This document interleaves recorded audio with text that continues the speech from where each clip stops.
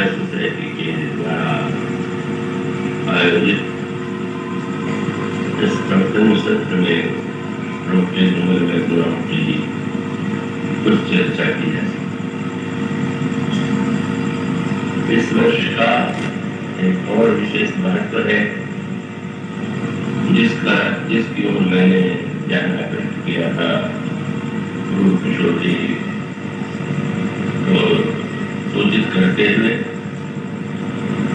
यह गोस्वामी जी के पंचशती का वर्ष, 500 वर्ष पहले उस संत का प्राकट्य हुआ, जन्म हुआ, और यह जो वर्ष है पूरे वर्ष को उस पंचशती के रूप में मनाया जाए, ऐसी मेरी इच्छा है। और इसलिए मैंने ये सूचित किया था कि आयोजन में पट के द्वारा और जो बैनर बनाए जाते हैं उनके माध्यम से पंचशती की ओर ध्यान आकर्षित किया जा सके। संभवतः में से सूचना हो या प्रमाद हो, संसार में सब उन्होंने बात की। उन्होंने कहा नहीं, दरिद्र सम दुख देना है। दरिद्रता से बढ़कर के जीवन कोई दुख है नहीं। और सचमुच जो व्यक्ति दरिद्र होता है, जिसके पास अभाव होता है, वही उस कष्ट को सचमुच सही में, सही अर्थों में समझ पाता है, झेल पाता है। यह दरिद्रता केवल बहिरंग दरिद्रता ही नहीं होती। दरिद्रता का वह तो सबसे बड़ा अर्थ है ही कि किसी के पास भोजन के लिए अन्न न हो, रोग होने पर वो दवा न पा सके, बनाने के लिए अगर उसके पास भवन न हो, तो वो तो बेचारा कितना कष्ट पाता है। उसका अनुभव जो अभाव में रहते हैं वो करते हैं। किंतु दरिद्र शब्द जो है अथवा जो दीनता शब्द है, उसको गोस्वामी जी ने और भी व्यापक अर्थों में देखा और उनके द्वारा उस दीनता के निवारण के लिए जो उपाय बताए, वह दीनता केवल अभावजन्य नहीं, अभावजन्य है तो केवल बहिरंग अभाव नहीं, अंतर जीवन की जो दीनता है और व्यक्ति के बुद्धि की जो दीनता है। तो गोस्वामी जी ने ऐसा भी कहा कि कुछ लोग तो बहुत से लोग बाहर से दरिद्र होते हैं और कुछ लोग ऐसे होते हैं कि जो मन से दीन होते हैं, न वस्तु के होते हुए भी उनके मन की दीनता नहीं होती। और तीसरे व्यक्ति होते हैं जो बुद्धि की दृष्टि से दरिद्र होते हैं। ज्ञान रंग लग परम अभाग, वे कितने अभागे हैं जो ज्ञान के भी दरिद्र। वो सभी चाहते हैं कि तीनों प्रकार की दरिद्रताओं का उन्मूलन समाज में होना चाहिए। और जब तीनों प्रकार की दरिद्रताएं मिट जाती हैं तो उसी को राम राज्य कहते हैं। राम राज्य की परिभाषा क्या है? नहीं दरिद्र को दुखी, न दीना, नहीं तो अवगुण लक्षण नहीं। राम राज्य में न कोई दीन था, न दुखी था, न दरिद्र था। लगता है कि एक ही शब्द बार बार दोहराया जा रहा है।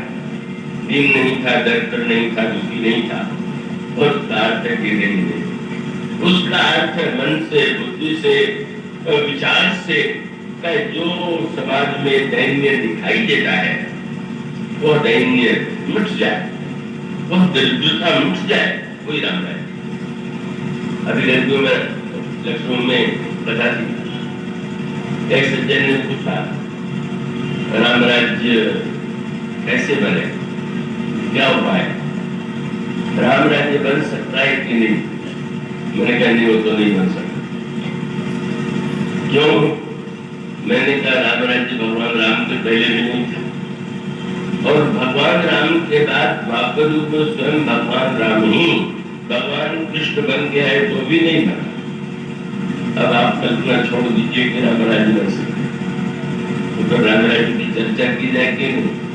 चर्चा अवश्य कीजिए, सुनिए, कहिए, और अंतःकरण में जो कुछ उसे प्रकाश मिल सके, आनंद मिल सके, उसको लीजिए।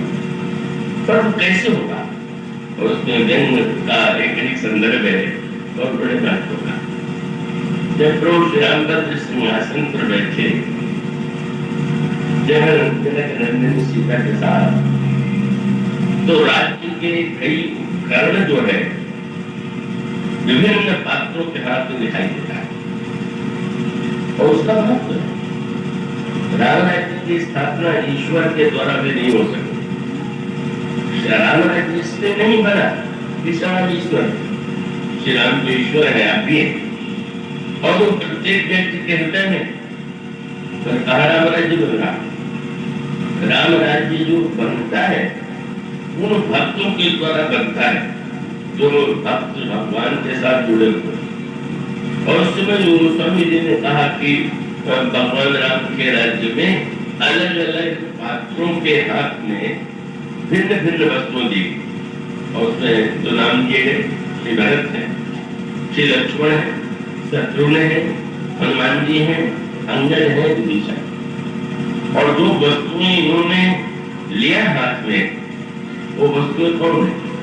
छत्र, भरतादि अनुज विभीषण अंगद, हनुमदादि समेत दे गए छत्र, चामर, व्यजन, धनु, अस्त्र, चर्म शक्ति राधि।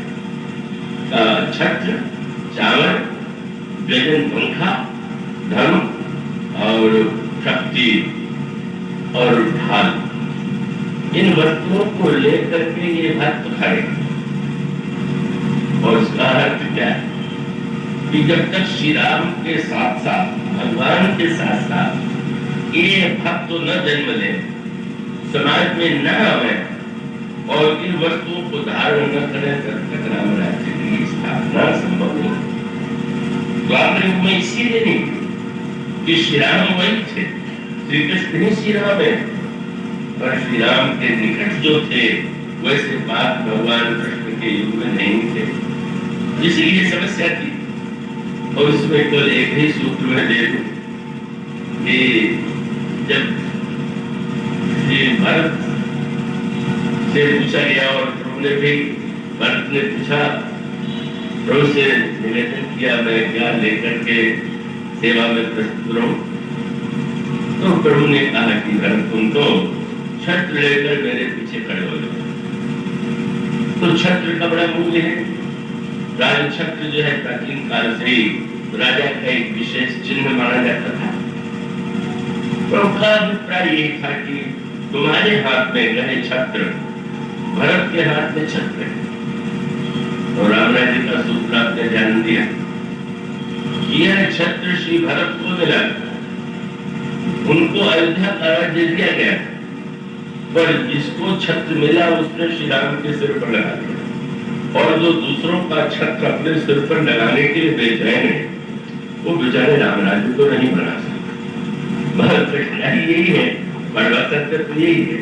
अच्छे राज्य की बात कीजिए। इस बात की धारणा कहाँ हो सकती है कि श्री भरत जो है प्रभु के पीछे छत्र लगाए खाए, वह छत्र उनके ही है, पर उन्होंने अस्वीकार कर दिया कि नहीं नहीं, छत्र तो प्रभु के ही इस मस्तक पर शोभित है। तो किसी ने कहा कि आपने श्री राम के सिर पर छत्र लगा दिया, तो आप तो छत्र से वंचित हो गए। उनका छत्र से वंचित कहाँ हो गए? प्रभु के सिर पर छत्र लगाने का ही तो परिणाम है कि उनकी छत्र छाया में मैं भी आ गया। जो छत्र लेके खड़ा होगा उसके सिर पर तो छत्र होगा।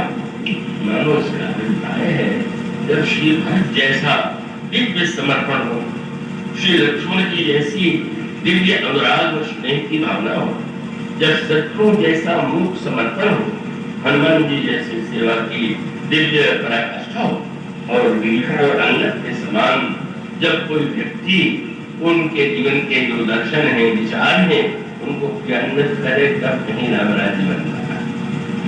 इसलिए उसका तात्पर्य यह नहीं है कि मैं राम राज्य के लक्ष्य की कल्पना नहीं करना चाहिए, अंत में व्यक्ति ऊंचे से ऊंचे लक्ष्य रख करके ही आगे बढ़ सकता है, और बढ़ सकते हुए हम धीरे धीरे क्रमशः आगे बढ़ने की चेष्टा करें। तो उसका मूल तत्व यह है, मूल तात्पर्य यह है कि सच बात यह है कि एक ऐसी विलक्षण जिसकी ओर गोस्वामी जी ने हमारा ध्यान इन पंक्तियों में आकर्षित किया।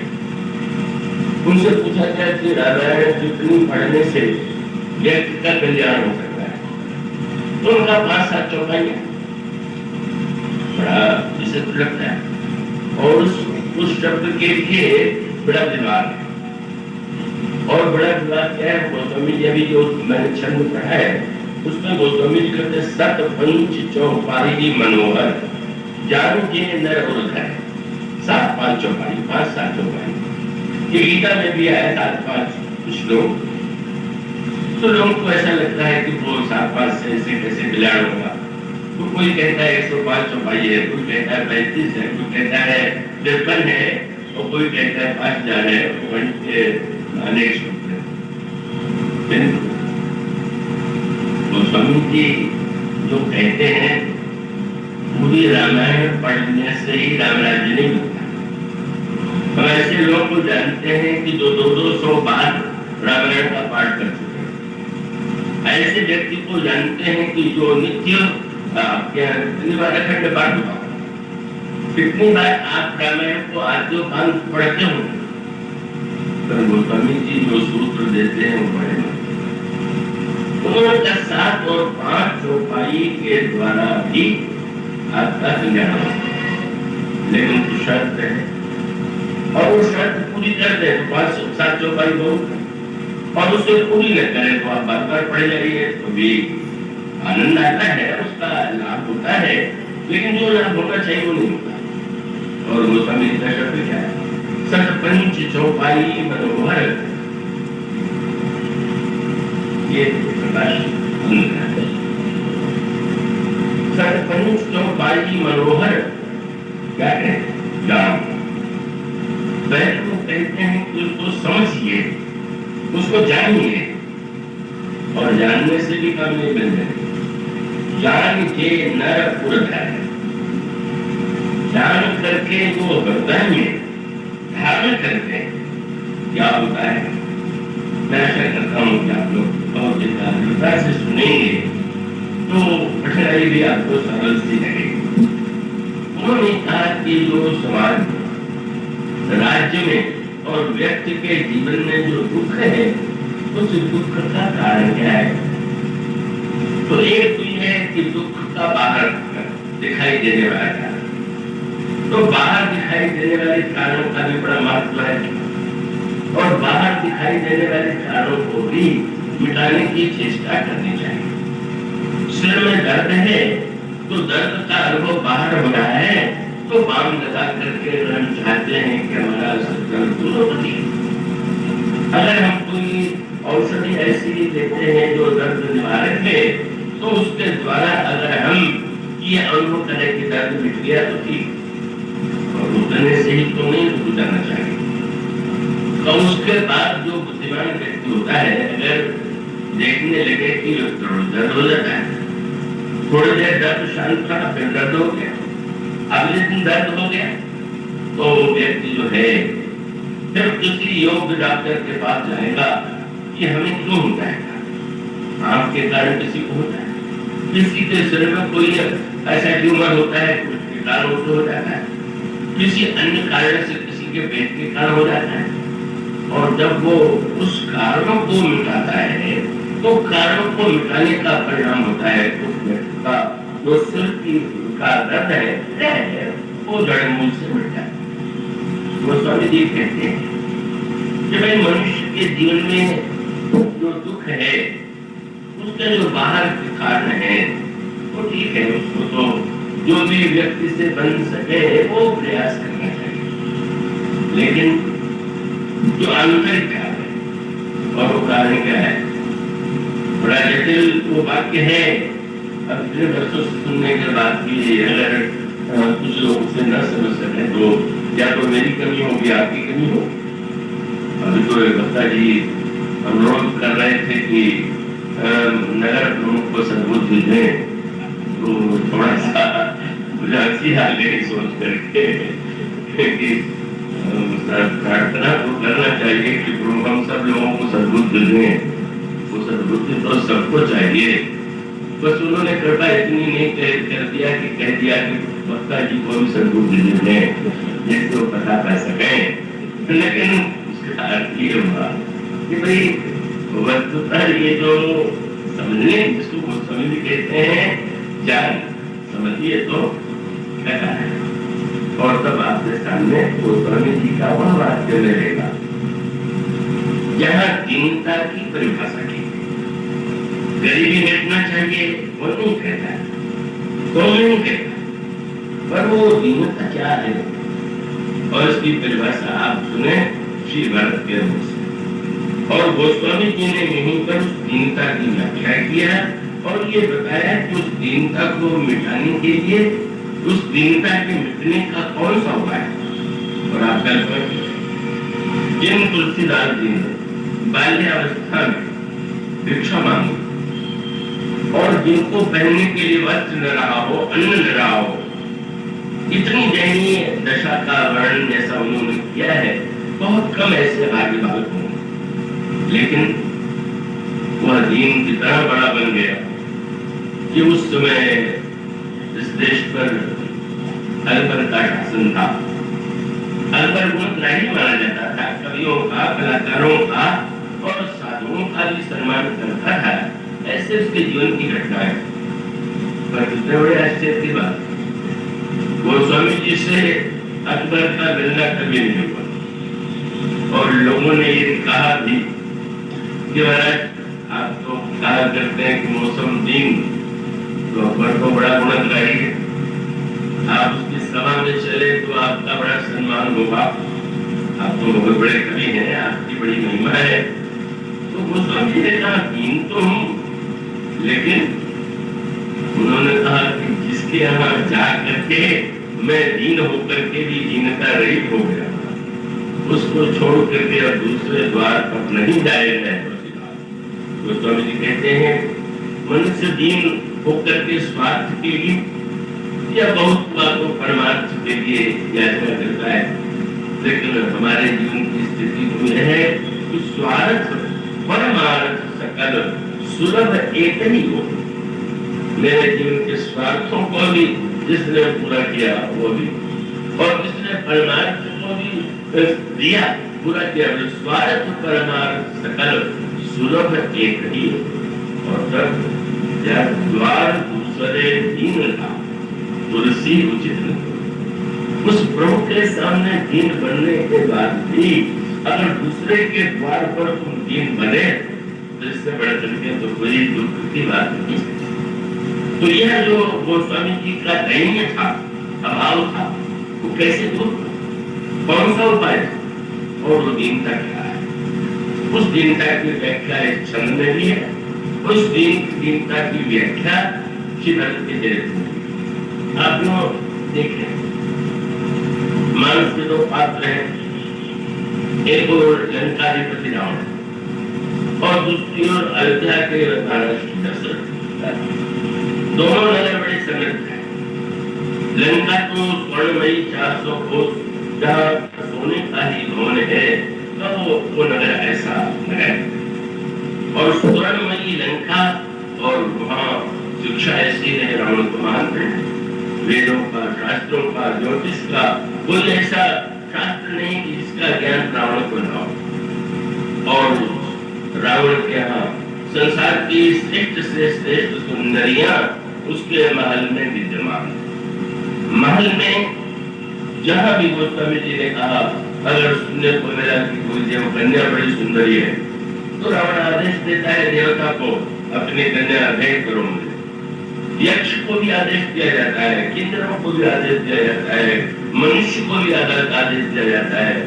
संसार का कोई ऐसा देश नहीं, कोई ऐसा स्थान नहीं कि जहाँ की सुंदरियां रावण के बाद देव, यक्ष, गंधर्व, नर, किन्नर, राजकुमार सीधे नहीं किया तो ये भी बड़ी निज बाहु पर सुंदरी बहुनार।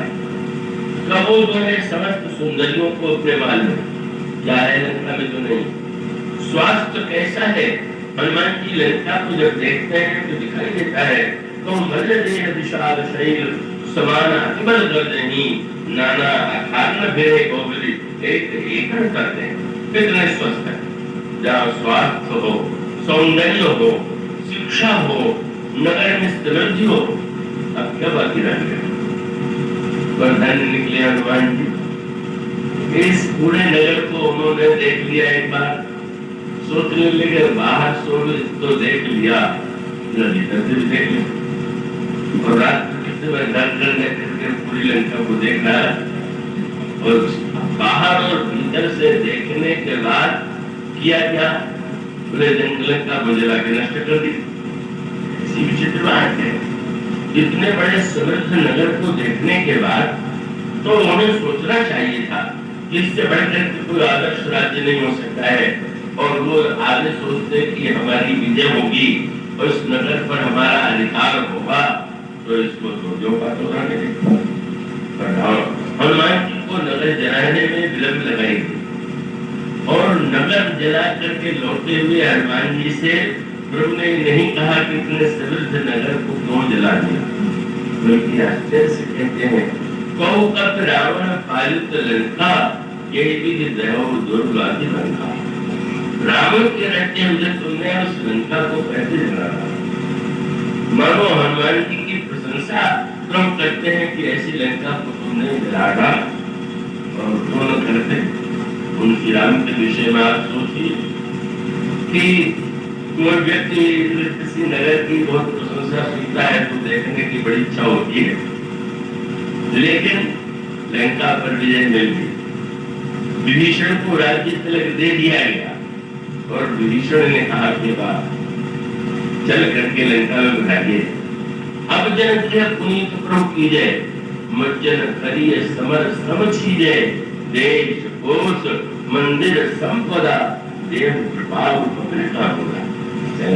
दृष्टांत है, जो आप इन बंदरों को पुरस्कार देना चाहे, किसी को कोई देश देना चाहे, किसी को रत्न देना चाहे, किसी को कोई पद देना चाहे, सब ठीक,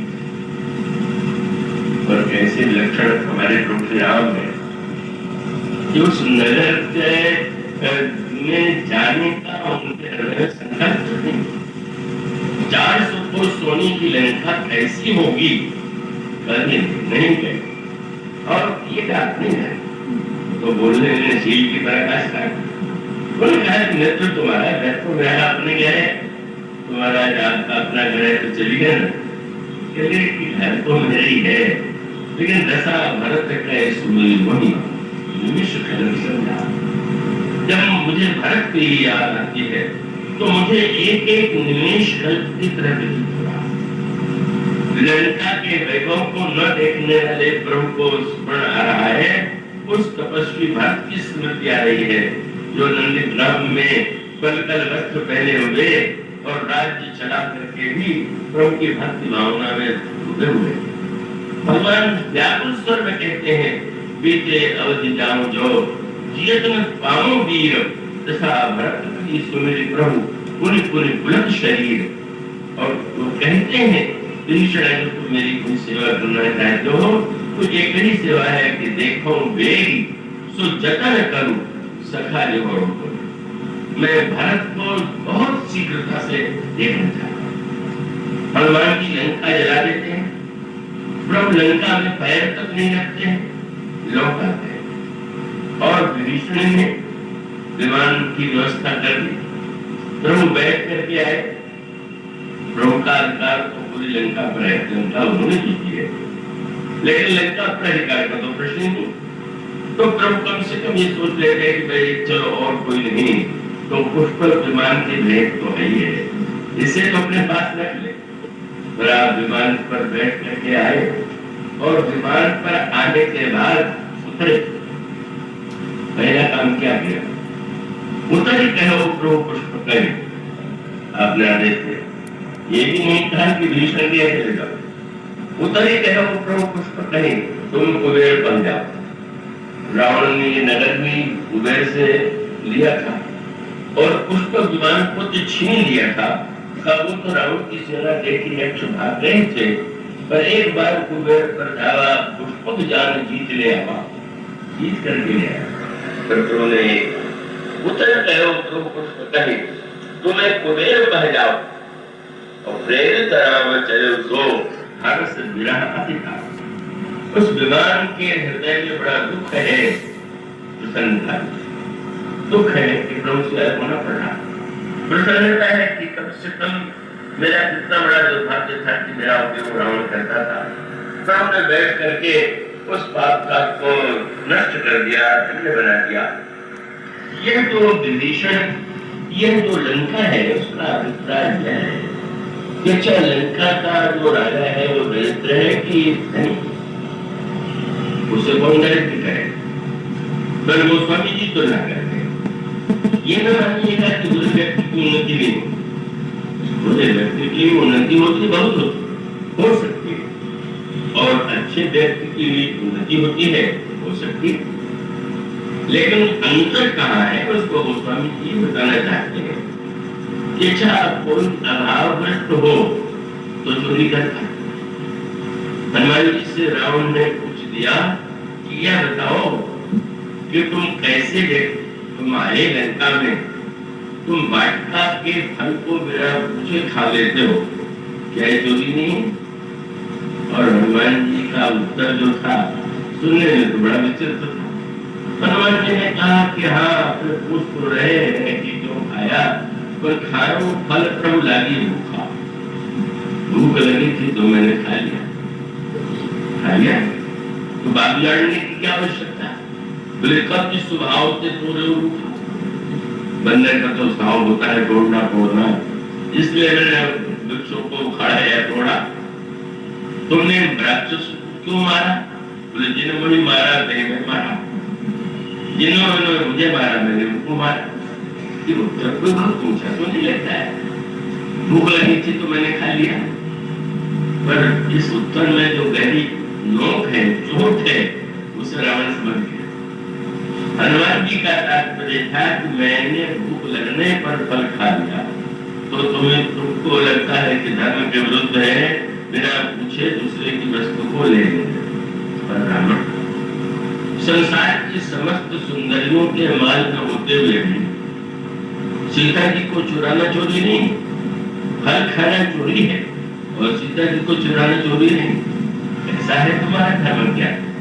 मानो संकेत ये था कि बंदर तो खेती करता नहीं, फल के वृक्ष लगाता नहीं, तुम्हारे पास तो सब कुछ है, पर खेती तुम्हारी दरिद्रता है चोरी करने की।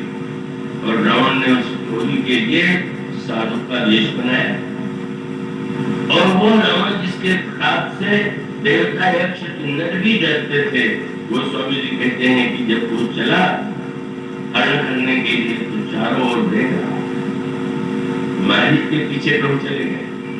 लक्ष्मण जी भी माँ के आगे आदेश का पालन करते हुए चले गए, लेकिन वो स्वामी जी कहते हैं चारों ओर घबराया हुआ देख रहा। वो स्वामी जी से किसी ने पूछा ये क्या हुआ? जाके डर सुर असुर डराही, निस नींद दिन अन्न न खाही, सो दस स्वान की नहीं चितई चला बढ़िया है। गाँव में जो कुत्ते होते हैं जो बेचारे बड़े सुख से पालित तो नहीं होते, वो बहुत अवसर देखते हैं कि कोई घर में न दिखाई दे, द्वार पर तो घुस करके एक डाल करके एक रोटी या जो वस्तु मिल जाए। बोले वो रावण कुत्ते की तरह इतने नीचे गिर करके अगर कोई चोरी कर सकता है तो निश्चित रूप से बाहर से दरिद्र भले न हो, पर मन से कितना दरिद्र है, मन से कितना अभावग्रस्त है। और इसीलिए वो स्वामी ने तुलना किया लंका और अयोध्या की, तो एक शब्द बदल गया। और शब्द क्या पूछा गया कि लंका में रावण के राज्य में उन्नति हो रही है कि अवनति हो रही है? उन्नति हो रही है। किन वस्तुओं की उन्नति हो रही है?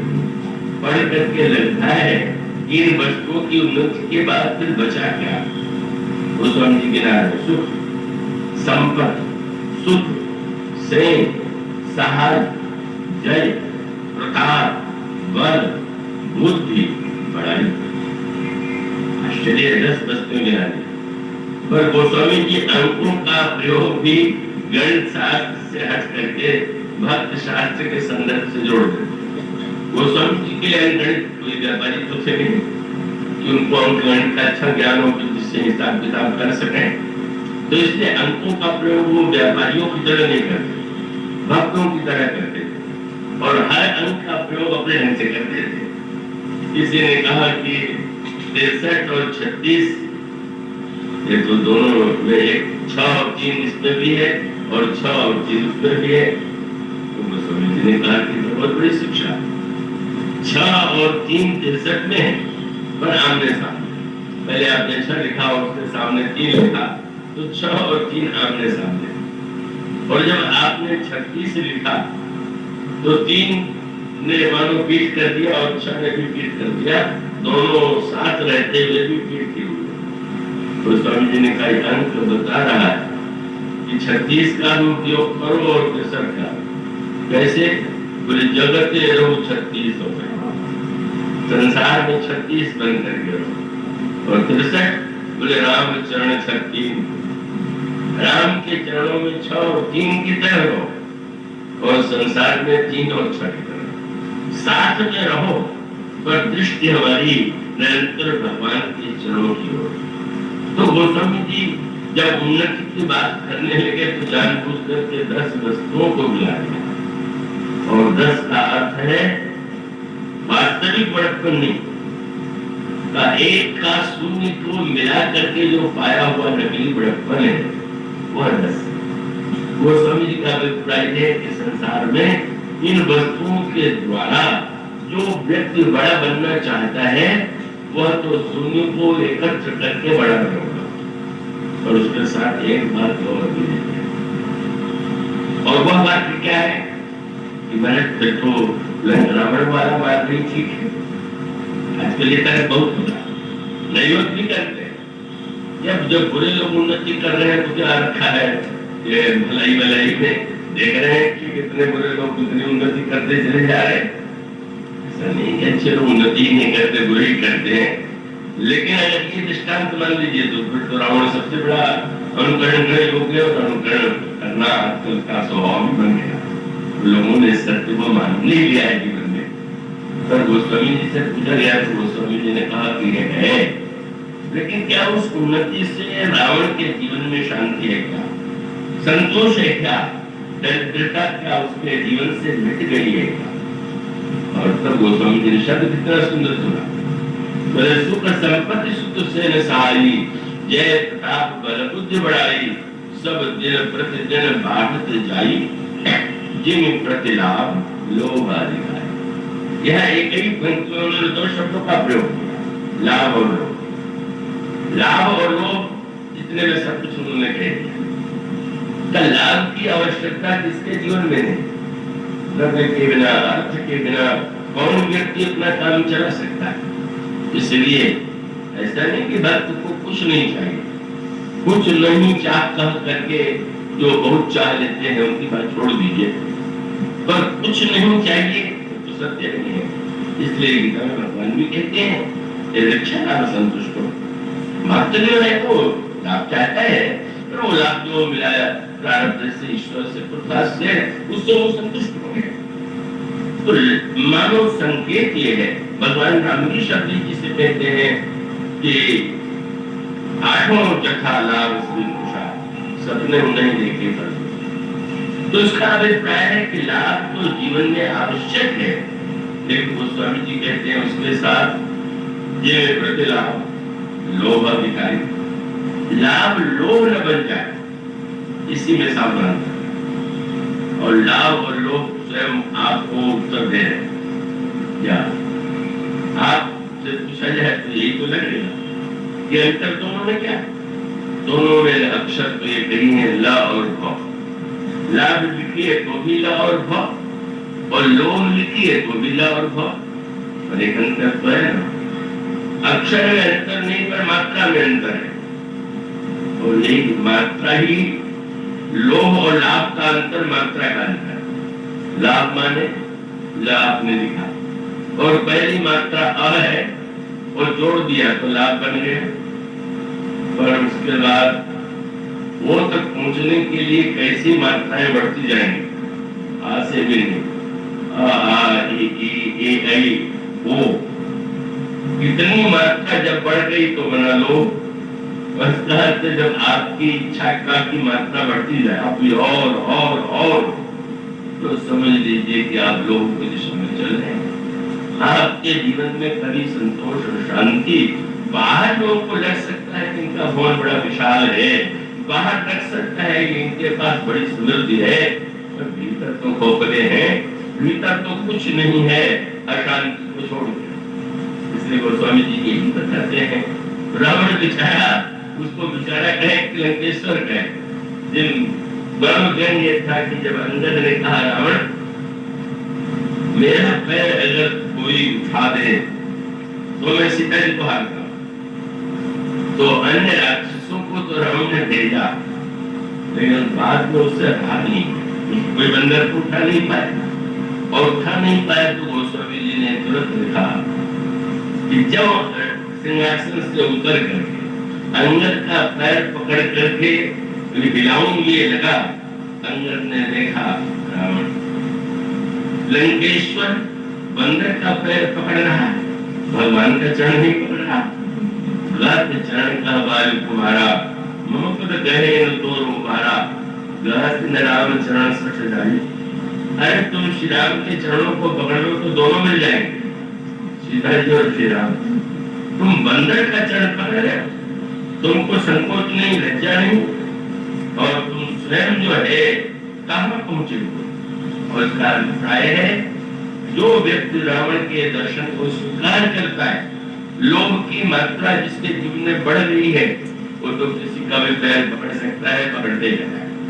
वह व्यक्ति तो निश्चित रूप से वह वृत्ति अपना लेता है जो वृत्ति रावण के जीवन में दिखाई देती है। तो 10 स्वर्ण की राय चले चला बने उन्नति है। और उन्नति के संदर्भ का सूत्र दूसरा है, और वो सूत्र यह है कि महाराज श्री दशरथ के पास एक दिन जनकपुर के दूत पत्र लिखता है। पत्र में लिखा था राम के द्वारा शिव धनुष तोड़ दिया गया, विवाह के लिए महाराज जनक ने प्रार्थना की थी कि आप पधारे हैं और विवाह समारोह जनकपुर में संपन्न हो, आपके आगमन से हम धन्य हो। पत्र पढ़ चुके और ले करके पत्र गुरुदेव के पास पहुंचे। गुरुदेव को बुला करके उसको भी बुला दिया, पत्र भी गुरुदेव के हाथ में पढ़ा, उन्होंने पढ़ा। अब सूत्र क्या है? रावण ने सुंदरियों का अपहरण करके, छीन करके सुंदरियों को कत्ल किया। जगन्नंदिनी सीता जो है वो तो सुंदरता कहाँ सुंदर करे, पर भगवान राम ने सीता जी को पाने के लिए कोई प्रयत्न नहीं किया। श्री राम की यात्रा सीता जी को पाने के लिए थी ही नहीं। तो सूत्र श्री राम की यात्रा क्या इसलिए थी कि जनकपुर में जाऊंगा, धनुष तोड़ूंगा, नाम कमाऊंगा, मेरा विवाह होगा, ऐसा कुछ नहीं। मानव सूत्र यही था कि श्री राम का जो पथ है वो पथ था, महर्षि विश्वामित्र आए हैं, उनका यज्ञ संकट में है, और यज्ञ संकट में होने पर उनको ऐसा लगता है कि गादितनय मन चिंता व्यापी, हरिगुण मरी निश्चर पापी, और तब मुनिवर मन की विचारा, प्रभु अवतरे हरण में धारा, प्रभु के बिना यज्ञ पूरा आए। महाराज दशरथ से याचना किया। महाराज दशरथ पुत्र की ममता में कुछ व्याकुल हुए, आनाकानी करने ऐसे लगे, लेकिन गुरु वशिष्ठ के समझाने पर उन्होंने बुलाया श्री राम और लक्ष्मण को, महर्षि विश्वामित्र के हाथ में सौंप दिया। सौंपे रूप ऋषि शुक्र। भगवान श्री राम की यात्रा विवाह के लिए नहीं, कीर्ति के लिए नहीं, नाम कमाने के लिए नहीं, श्री राम की यात्रा तो थी, वो यात्रा केवल थी पुरुष सिंह दो वीर हर्ष चले मुनि भयहरण, कृपा सिंधु मत धीर अखिल विश्व कारण कारण। तो कृपा के समुद्र है, जो मुनियों का दुख दूर करने के लिए जा रहे हैं, वो श्री राम जा रहे हैं। मानो एक व्यक्ति जो भोग के मार्ग से जनकपुर जाता है और दूसरा वह जिनके संदर्भ में कहें उनके लिए तो शब्द ही कुछ नहीं है, जो योग के मार्ग से, जो ज्ञान के मार्ग से, जो यज्ञ के मार्ग से जनकपुर स्वयं जाने के लिए कोई व्यग्रता नहीं, और वो जनकपुर जाते हैं। और पढ़ने जानकारी बोले संसार को संसार समझ के देखिएगा तो उनका, और संसार में भाव को देखिए तो शिव बन करके कल्याण का। ये तो आप पर निर्भर है कि आप संसार को अगर सर्वत्र आपको दिखाई देने लगे कि ये तो भव है और भव ही सर्वत्र है, आवश्यकता दृष्टि बदलने की है, संसार सुखदायी और दुखदायी दोनों बन जाता है। इसलिए जब जनकनंदनी सीता पार्वती के मंदिर में पूजन करने के लिए गई तो उन्होंने स्तुति किया, और उसमें शब्दों का एक बड़ा अनोखा खेल है। क्या जय जय गिरिवर राज किशोरी, जय महेश मुख चंद्र चकोरी, जय जय बदन खड़ानंद माता, जगत जननी दामिनी दुत गाता। पर शक्ति को ये माना जाता है कि शक्ति ही संसार का निर्माण करती है, पालन करती है और संहार भी करती है। तो सीता जी के लिए भी आप वंदना में पाएंगे जनकनंदिनी कौन है, बोले उद्भव स्थित संहार का है। और इसी प्रकार से शंकर जी के लिए भी पार्वती जी शक्ति है, तो वो भी संसार को बनाती है, संसार का पालन करती है और संसार का विनाश कर देती है। विनाश का वह अर्थ यहाँ पर अर्थ बदलती है। वो स्वामी जी ने संसार का पालन, संसार का सृजन और संहार नहीं क्या लिखा शब्द आप स्वामी जी का पढ़ेंगे, वो स्वामी जी का साहित्य कैसा है।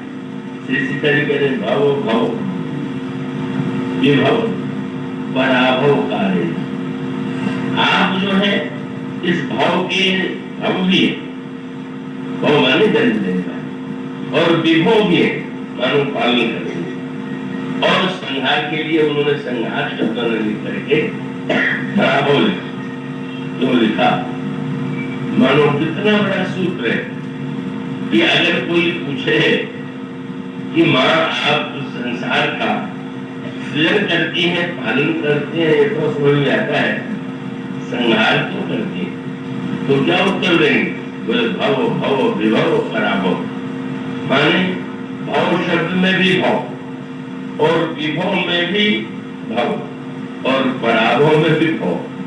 मानो तात्पर्य था कि अगर देखने की दृष्टि हो तो भाव और विभव में ही नहीं, पराभव में भी भाव शंकर दिखाई देगा। और अगर वो दृष्टि न हो तो विभव भी आपके लिए दुखदायी हो जाएगा, सृजन भी आपके लिए दुखदायी हो जाएगा। मानो वह जो संसार को देखने की दृष्टि है, और वो जो दृष्टि है यहाँ पर धनुष के रूप में दिखाई दे रही, यह शंकर जी का धनुष क्या है।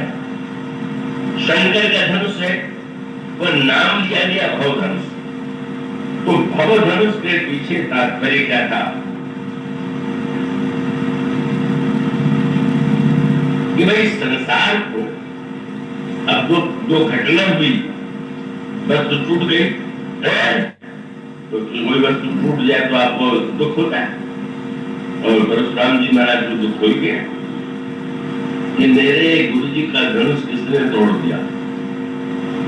अब यहाँ पर बहुत बड़ा दार्शनिक विवाद है कि जनक चाहते थे कि धनुष टूटे और परशुराम जी चाहते थे धनुष न टूटे। तो न टूटे और टूटे, लक्ष्मण जी ने परशुराम जी से कहा महाराज मैं बड़ा आश्चर्य मुझे हो रहा, आप दोनों महापुरुष, और एक चाहता था कि धनुष कब टूटे और दूसरा चाहता था धनुष बिल्कुल न टूटे। क्यों? उसका तात्पर्य है कि मानो भगवान राम ने जब यह कहा कि शंकर जी का धनुष तोड़ने वाला कोई आपका सेवक होगा, तो परशुराम जी ने बिगड़ करके पूछा, उन्हें ये पता नहीं था कि धनुष तोड़ने वाली है। तो उन्होंने कहा कि अच्छा ये नई परिभाषा तुम राहु से हो, सेवक सो जो करे सेवकाई। सेवक का कार्य सेवा करना है कि वस्तुओं को तोड़ देना। आपका सेवक कोई मूर्ति तोड़ दे, आप उसको निकाल बाहर करेंगे या उसको दंड देंगे? तुम कह रहे हो शंकर जी का धनुष तोड़ने वाला शंकर जी के सेवक का सेवक होगा। मानो उनका तात्पर्य था कि मैंने तो शंकर जी की आज्ञा का पालन किया, और पालन किया इसलिए आपको तो प्रसन्न होना चाहिए, आपके गुरुदेव शंकर। और ये जो मैंने किया है क्यों किया?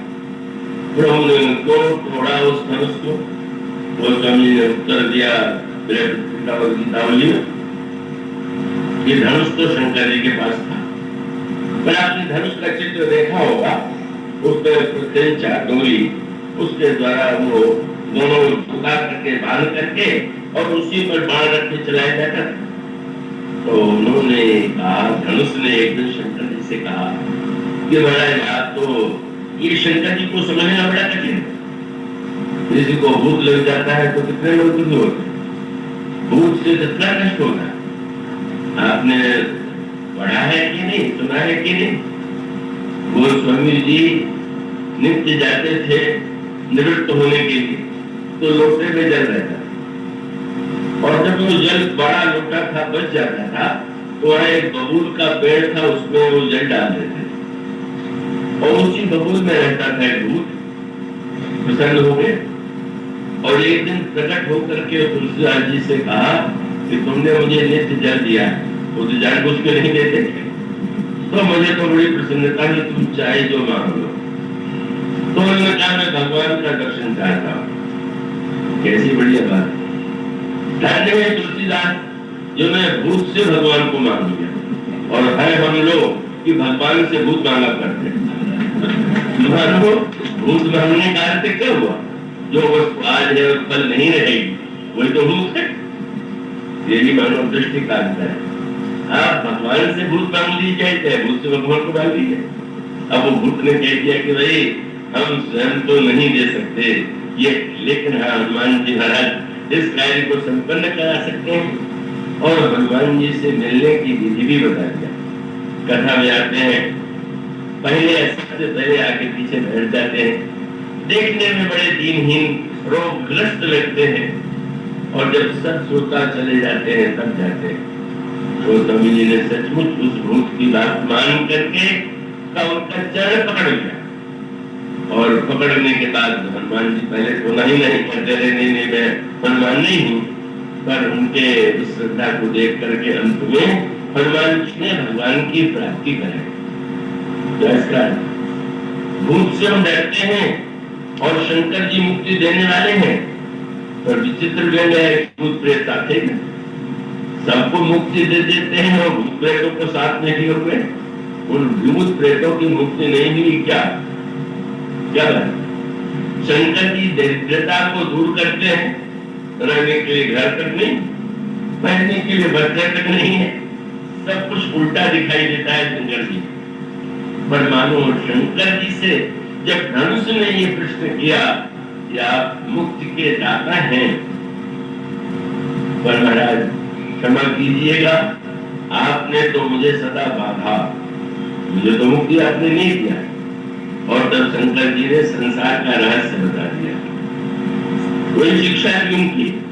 बोले देखो, जब तक तुम रहोगे तब तक तुमको गुण बंधन में बंधना पड़ेगा। संस्कृत में रस्सी को गुण कहते हैं, प्रत्यंचा गुण है। इसका अर्थ है जब तक अहम है तब तक गुण है। मैं धनवान हूँ, बुद्धिमान हूँ, विद्वान हूँ, बोले अहम जब तक है तब तक गुण के बंधन से व्यक्ति मुक्त नहीं हो सकता। बस वो तुम्हारा टूट जाए, बस उस दिन से बंधना बंद। धनुष ने कहा है तो आप तोड़ दीजिए। शंकर जी ने कहा मैं छोड़ देता हूँ, श्री राम तोड़ देंगे। अभिमान को नष्ट करना ईश्वर का कार्य है। ईश्वर से प्रार्थना करो कि वो तुम्हारे मैं को तोड़ दे। मैं नहीं रह गया तो ये समझते हैं आपकी डोरी टूट गई क्या?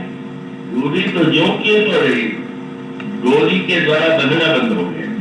मैं नहीं रह गया तो भी संसार रहेगा, पर संसार के रहने पर भी संसार बंधन का हेतु नहीं बने।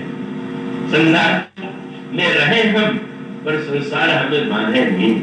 इसलिए धनुष ने कहा, श्री शंकर जी ने कह दिया, बेटा ध्यान रखना, जिस दिन श्री राम आवे बस विलंब मत करना, तुम हल्के हो जाना, भारी मत रहना। और हल्के हो जाना वाला हिमालय छोड़ देना।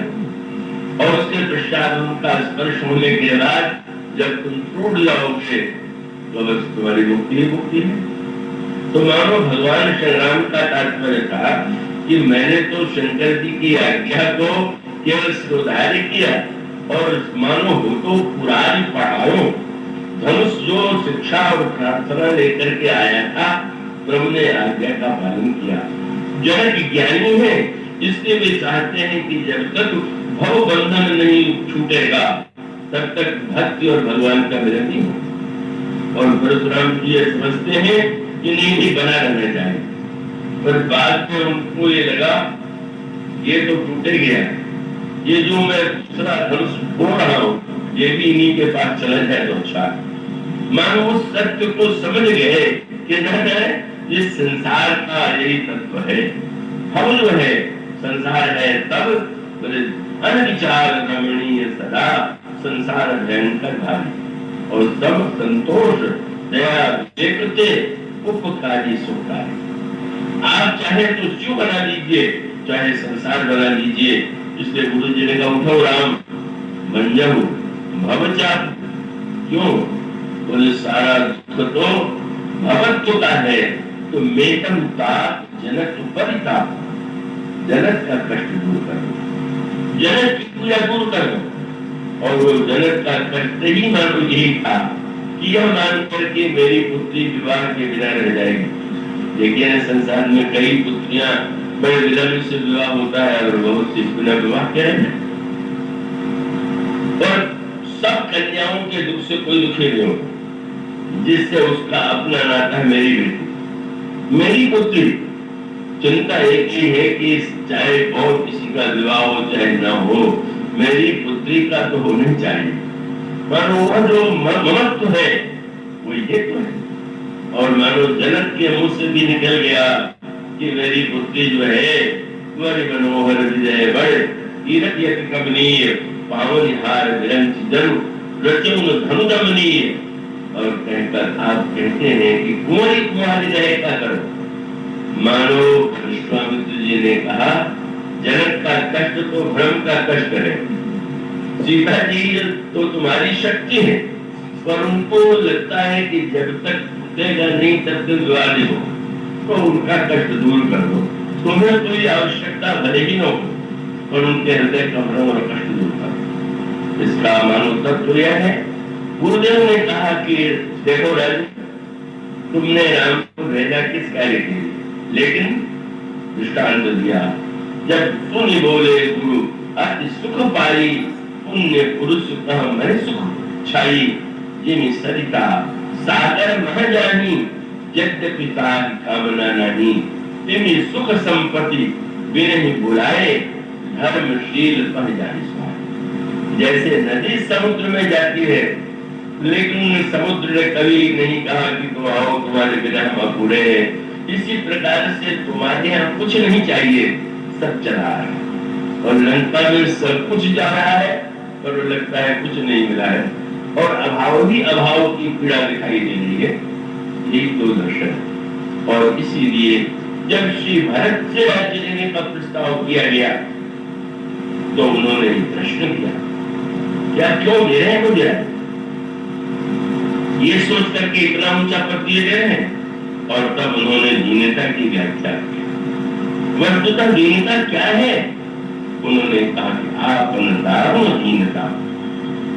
ये दीनता इस सिंहासन पर बैठने से दूर नहीं हो सकती। इस सिंहासन पर बैठ के दीनता हमारी दूर नहीं होगी, क्योंकि ये दारुण दीनता। और तब कैसे दूर हो? बोले आपन दारुण दीनता सबन कहूं समुझाए, देखे बिनु रघुवीर पद जीती जरण जाए।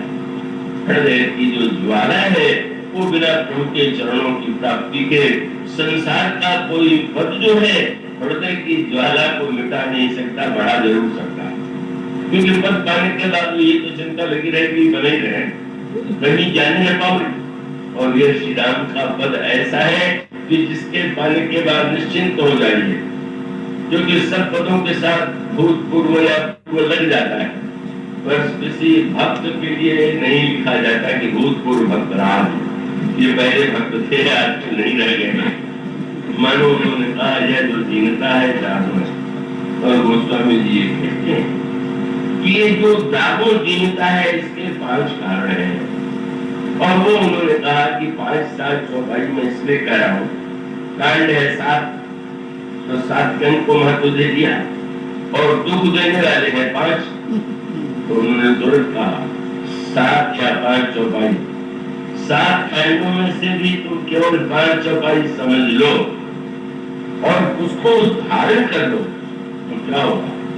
सतपंच चौपाई मनोहर जान जे नर पुर धरे दारुण अविद्या पंच चरित। ये 5 दुख के मूल कारण अविद्या, अस्मिता, राग, द्वेष और अभिनिवेश, ये 5 न हो तो दुख रहेगा ही। उन्होंने गोस्वामी जी ने कहा इस रामायण में 5 चौपाई समझ कर 7-5 का प्रयास समझ लीजिए, धारण कर लीजिए, विश्वास दिलाते हैं विदारो अविद्या पंच जनित विकार से होता है। प्रभु की कृपा से चित्रकूट की यात्रा क्यों है, वो इन 5 का निवारण पाने के लिए। इन 5 का निवारण ही जीवन का चरम लक्ष्य है। ये जब तक है तब तक जीवन की दीनता नहीं मिटेगी। इसलिए मानव सूत्र यही है। गोस्वामी जी ने जब ये कहा तो किसी ने कहा कि दोहरा रहे हैं क्या? नहीं, मैं जो कह रहा हूँ वो दूसरे की बात नहीं है। उन्होंने कहा कि मेरी ओर देखो, जाकी कृपा लवलेश पे मतिमंद तुलसीदास। गोस्वामी जी तो सब अपने को मतिमंद कहते हैं, श्री हनुमान जी अपने को मतिमंद कहते हैं। ये बड़े मतिमंद जड़े बुद्धिमान मतिमंद है। क्यों? बोले अपनी बुद्धि तो सीमा में ही रहे, और मतिमंद बन करके अगर प्रभु की या शंकर जी की बुद्धि मिल जाए तो दीनता अपने आप समाप्त हो जाए। इसलिए गोस्वामी जी ने कहा कि मैंने ये जाति कृपा लवलेशते मतिमंद तुलसीदास हूँ पायो परम विश्राम। मैंने जीवन में परम विश्राम पा लिया है, राम समान प्रभु नहीं को। इस पंचसती के अवसर पर गोस्वामी जी जो उपाय बताते हैं, जो दैन्य दूर करने के लिए, अभाव दूर करने के लिए, जीवन की कमियों को दूर करने के लिए, उसकी चर्चा अगले दिनों में आपके सामने की जाएगी। आज इतना, पर कृपया कल ध्यान रखेंगे कि कल कथा और पहले प्रारंभ होगी। बोलिए